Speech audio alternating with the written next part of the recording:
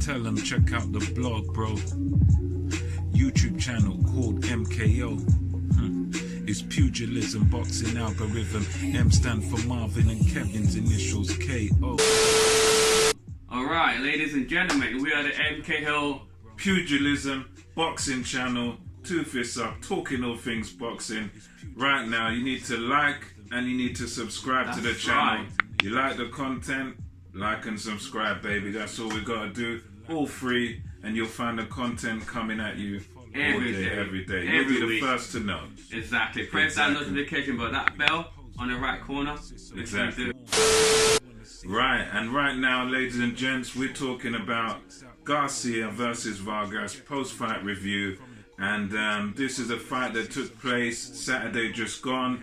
We were just discussing how this is a fight where we, the hardcore boxing fans, would sort of know about. Exactly. You know, unfortunately, the only unfortunate thing about this fight is that, you know, it took place the week after the big fight, the big boys, the heavyweights. Deontay Wilder versus Tyson Fury. This took place the week after. So promotion-wise, you know, I don't know how many people they had viewing this. I hope they done well. I don't know. The casual fight wouldn't know about this fight. Yeah, this is not one of the casuals. The Wilder and then Fury fight just happened about a week ago, as Marvin said. People still going about that now. Yeah, so, exactly. So, but nonetheless, this fight was a good fight. You exactly. know, Important. I probably might say, I might get stick and stone from it. Probably better than Wilder and Fury fight because it's a competitive fight. You know, it wasn't a one-sided fight, but it was a good competitive fight. So, to me, that's why I said it's more entertaining fight in that way. Records going in. We got it here. PowerPoint already and everything, ladies and gents. For Vargas, he was 28, two losses, 0 draws, never been stopped. And And then Garcia, Garcia's got 39 wins, 1 loss, and 0 draw, and that loss was from Mr. Errol Spence. Absolutely, and this was a must-win fight for both guys going in. Both guys, you know, they're basically looking to get back into the big time. So this was a fight, Garcia versus Vargas, where, you know, it was just a WBC diamond belt on the line, which is a belt that is not like a real world championship. It's a belt the WBC make basically to give you a ranking. You win it, then you get sort of up there in the ranking. So neither guys could really afford to lose, because you lose this fight, then it's a long way back. You know, you're in the who needs him club if you lose this fight. You know? Exactly, what Marvin said is right. And then going into this fight, Vargas was the bigger guy, you know. Yes. So it's natural welterweight, and then this fight was competitive, even though Garcia was a bigger guy. And you mean Vargas? Vargas, was the biggest. Yes. Yeah, exactly. It's live, ladies and gentlemen. It's live. So he was the bigger guy, but Garcia managed to stay there and then to take the pace as well. You know, he, you know, the size didn't bother him. You know, he was very crispy, very clean, very selective his punches, and to me, like, he was a good fight from both fighters. But being like the smaller guy, I was very surprised he managed to stand his ground and hold his own in there. So it was really, really good fight. You know. Yeah, I mean, it was a fight where, you know, as it opened, we sort of.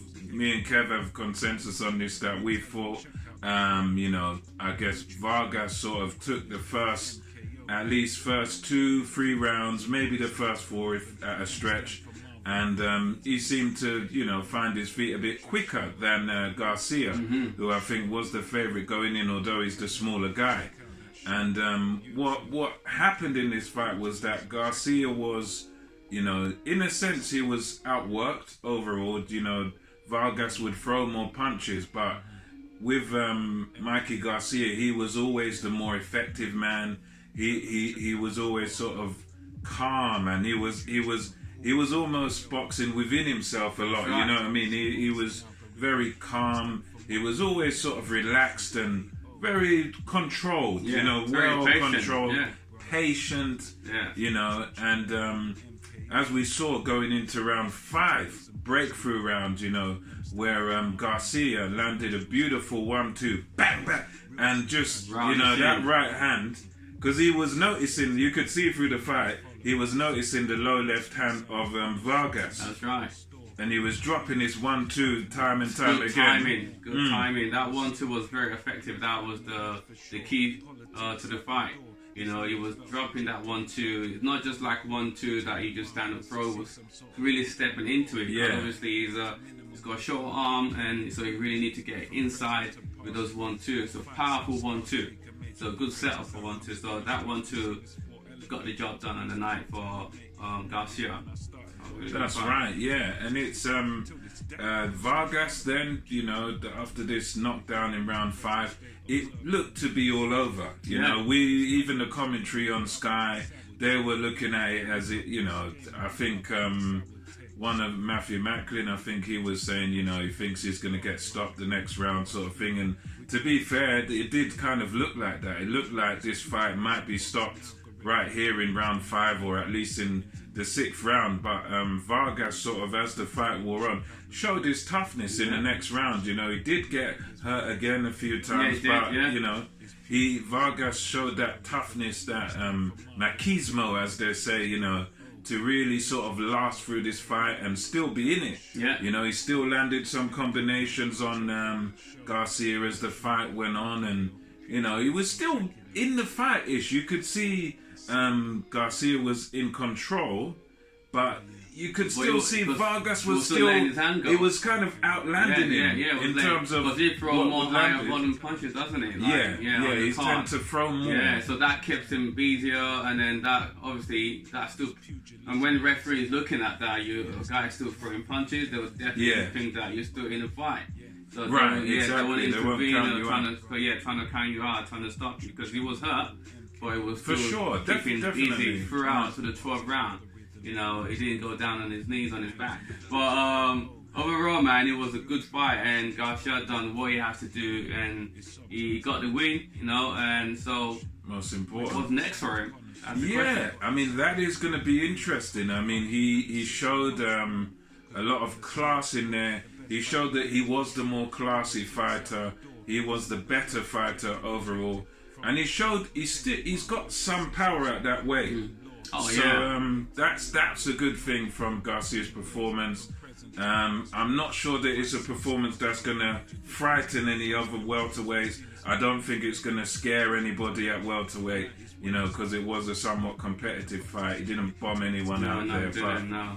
Apparently, we've got we had a call out from Garcia calling out Manny Pacquiao in the post-fight press conference. So, for all we know, according to his own words, Mikey Garcia wants Manny the Pac-Man Pacquiao, the senator from the Philippines, the boxing senator, the southpaw, you know, the guy that's an 8-division world champion and still going. Thriller from Manila, but he's from Serengeti. I'm not going to try and say where he's from, but that's... All the Filipino fans knows where he's from. Exactly. So we'll see. I mean, I think, for me, Kev, that's a sensible fight to call for. Dangerous fight for Garcia if he gets it, because Pacquiao can punch and can still move as well. He can still move. He's still got the speed, a bit of speed, and he might have slowed down a peg or two, but he'll be that bit bigger, and you know, he'll be strong. I would say the dangerous part is his legs, the way he can move in and out, thick as anything. And, tree trunks. He can get in the danger zone, get out of the danger zone real quick. That's the part that still, if Pacquiao loses his leg speed, then I would say, okay, then you know, he might get clipped by a lot of these young fighters, but he still has his legs. That means that makes him really, really dangerous still. Absolutely. So we'll see how the footwork. I think that's gonna, that'll be a good fight. That's gonna be a problem.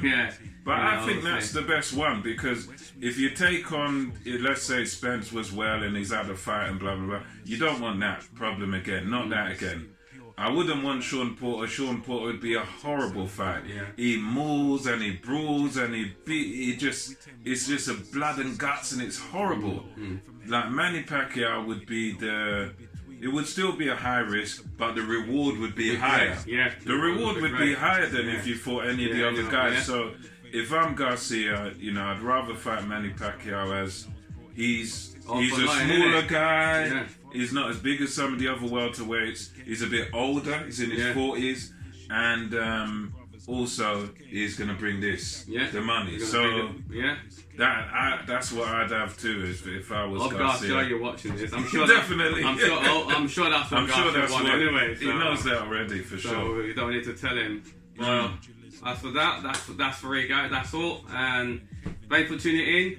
And we're the NKO Pugilists in. Make sure before you click this button out, before you press the X button, make sure you subscribe down below. That's right. Press that notification bell on the right side. So when we post new videos, you'll be the first person to get it. Okay? True. MKO. Check out that show. YouTube. MKO Pugilism. Check it out. That's it.